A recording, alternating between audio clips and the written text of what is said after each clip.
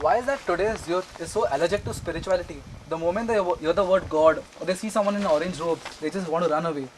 Is it because quite a lot of our spiritual self-proclaimed gods have made a fool of themselves, or Yeah, that could be one of the reasons.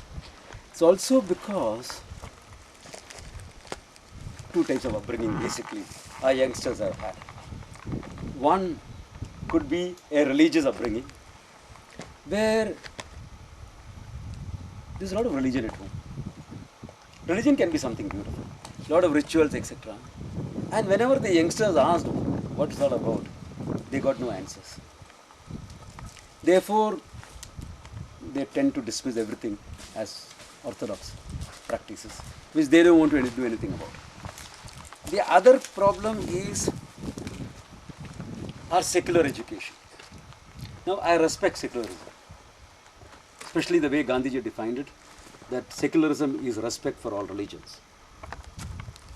But when you remove any mention of religion, God, or all that is looked down upon in a system of education or in an upbringing, then naturally they are going to be allergic about it. Plus,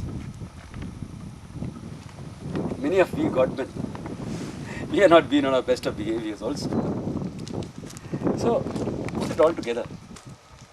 I don't think it's a big thing that the youngsters are allergic to. I think it's natural.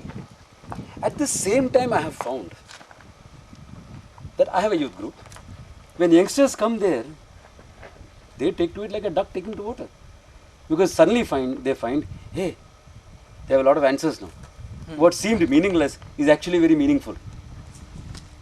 And all the questions they asked and gave up hope of finding answers, suddenly they get answers for in terms of God and karma and purpose of life, everything. And true spirituality should also make one competent in life. What is the use of your philosophy if it is not applicable in the marketplace? If you cannot lead a happily married life or a life and relate properly with your loved ones, or you cannot make it big in your career, what is the use of your spirituality? It should work there as well.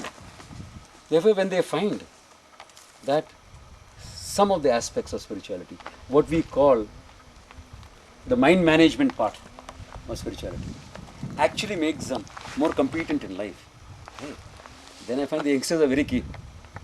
I also see one thing is that our grandparents, parents who are very orthodox, force spirituality. Can it be forced? No. Some practices can be forced. You tell a kid you have to do it, otherwise you're not going to get your pocket money, he is going to do it.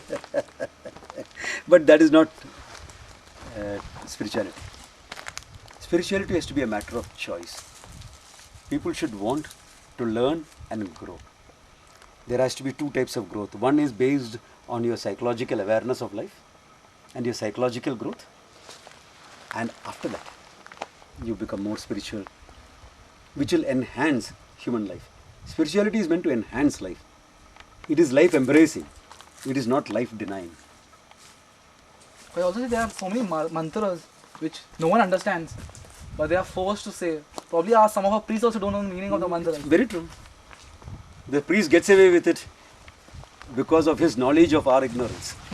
That's why he gets away with it. Therefore, if we are aware for, there are answers for it. Everything. It's easy. But it's easy to be dismissive. It takes some time and effort to sit and understand. But if people are willing to understand, I'm here willing to explain. No problem.